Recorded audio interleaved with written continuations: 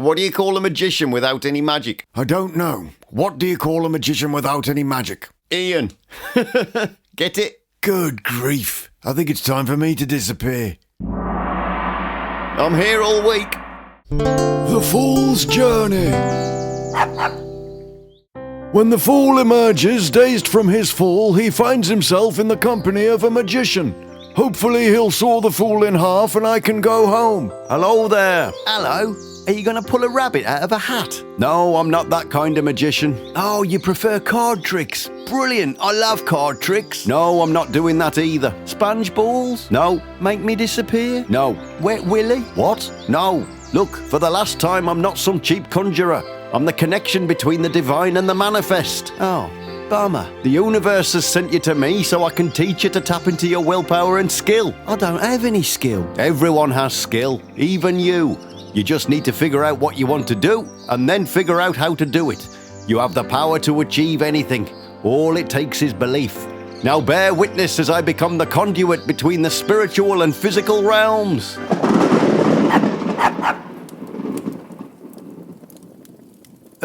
That was meant to happen. Now go forth into the world and fulfill your true potential with passion and confidence so you can see your desires manifested. Okay. Are you going to be all right? Yeah, it'll go out in a minute. Alas, the fool remains in one piece and can carry on with his journey. To be continued. Welcome back to Kippy's Quest and Tarot School. This week we're going to be talking about the magician. You mean like David Blaine and Paul Daniels? No, that's a different kind of magic. How so? Well, our sort has a K on the end. Oh, well, that makes all the difference. Of course, we're talking about the archetype of the magician, and that goes back a very long way. It's been called by many different names: wizard, sage, shaman, wise man or woman. But they're all really describing the same thing. The magician is someone with knowledge and power, and that archetype is just as popular now as it's ever been. Just think about Gandalf, Dumbledore, Morpheus, Yoda, Herman the Soothsayer. We see it everywhere in popular culture, and it's not going away anytime soon. Too right. I've no intention of disappearing just yet. Now, completely flying in the face of everything I just said, many earlier cards do in fact depict the magician as a conjurer. In particular, the Tarot de Marseille shows him standing behind a table with cups and balls. He's even been shown juggling on some cards. However, the Riether-Waite card very clearly shows us a practitioner of ritual magic. Right in front of him we see an altar with the four classic tools or weapons: the wand, cup, sword and pentacle. I use exactly the same setup in my own rituals. The tools correspond to the suits of the minor arcana and to the four elements, the wand being fire, the cup symbolizing water, the sword for air, and the pentacle represents earth. It's been noted that their inclusion in the magician card is to show his mastery over the physical elements. In 78 Degrees of Wisdom, Rachel Pollack notes that the emotions and creative power we feel in our lives needs to be grounded in physical reality for us to get any value from it. Unless we make something of our potentials, they do not really exist. The magician is very much the archetype who can turn potential into reality. I most certainly am, and thank you for noticing. Arthur Edward Waite describes the magician as having the countenance of divine Apollo, with a smile of confidence and shining eyes. So who exactly is this Waite character you keep banging on about? Well, why don't we find out? A brief history of Arthur Edward Waite. Arthur Edward Waite was an influential English writer and occultist who lived from 1857 to 1942. He was a member of the Hermetic Order of the Golden Dawn, an occult society active in the UK at the end of the 19th century. Waite wrote extensively on the subjects of ritual magic, Western occultism, divination, the Kabbalah, and alchemy. However, it is for the Riether-Waite tarot deck that Waite is best remembered.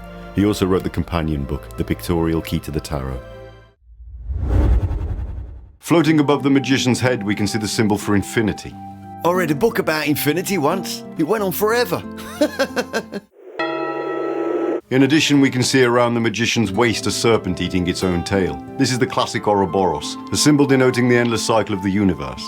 Waite describes this as the mysterious sign of the Holy Spirit, the sign of life like an endless cord, going on to say this is familiar to most as a conventional symbol of eternity, but here it indicates more especially the eternity of attainment in the spirit.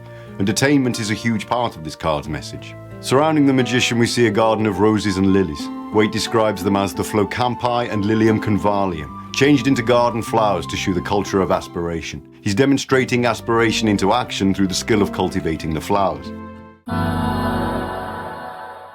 Now we need to discuss the stance of the magician. The Saturday Night Fever pose is possibly the most important aspect of this card. We can see his right hand holding a wand and pointing upwards while his left points down to the ground. Waite says the dual sign is known in very high grades of the instituted mysteries. It shews the descent of grace, virtue and light, drawn from things above and derived to things below. Firstly, this represents a paraphrase that is one of the cornerstones of ritual magic. As above, so below. This comes from a Hermetic text attributed to the 8th century and has been interpreted that the divine forces above are revealed down here in the physical realms. Now, if you prefer to take a more psychological approach to the cards, it can mean that whatever is going on up here in your mind will manifest itself down here in reality. Paul Foster Case notes in his classic work on the tarot that the magician possesses intelligence of transparency. He goes on to say transparency means letting light shine through. Clearly the mode of consciousness called transparent must be one that affords a free channel of communication which permits the free passage downward and outward of the superconscious light which is above and within. This establishes the magician as the connection between the divine and physical worlds, marking him out as the one with the ability and confidence to draw power from above. Whether you see that power as spiritual or something that comes from your unconscious, it doesn't really matter because it all amounts to the same thing, and that thing is called will. This is another cornerstone of magic. We seem to be getting through rather a lot of cornerstones today. I'm starting to worry we're going to run out of corners. The concept of true will is something that we find throughout occultism. Broadly defined, it refers to our quest to achieve transcendence, but it can also be applied to our grandest aspiration in life. The things we do day to day in order to achieve that is known as the great work. It's been labelled as our calling or our true destiny. Aleister Crowley, another important occultist and one of Arthur Edward Waite's peers, although they weren't exactly best friends, had this to say on the subject. A man who is doing his true will has the inertia of the universe to assist him.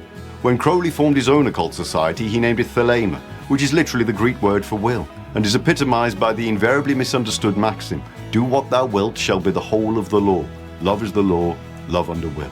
Well, that all sounds very grand and mystical, but how exactly are we supposed to apply this to our everyday lives? The magician is overwhelmingly taken as a symbol of skill, willpower and manifestation.